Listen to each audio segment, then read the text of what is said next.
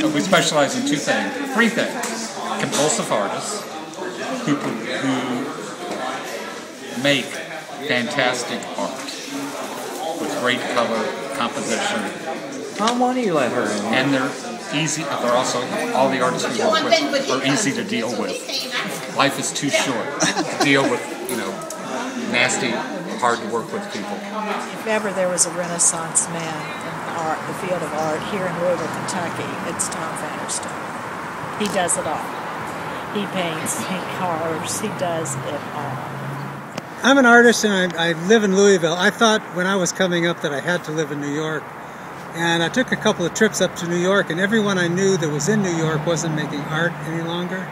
They were working 50, 60 hours just to make rent and didn't have time or energy for art.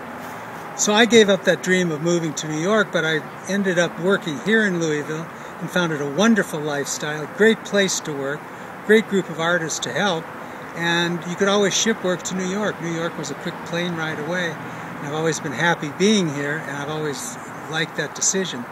Now as computers and the internet takes over, it's even going to be easier to be away from the major cities, to make art on your own and to send it various places.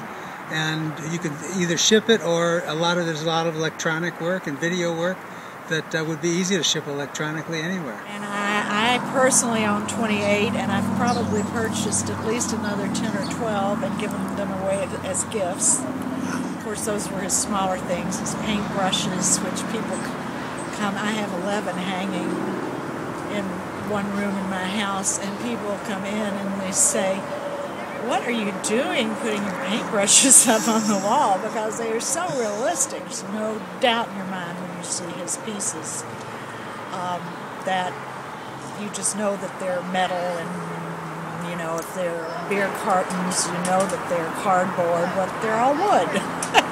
And it's always a pleasant surprise to see people's faces when they see them for the first time. And I'm just really glad that I bought some of my bigger pieces when I bought them, because I can no longer afford them.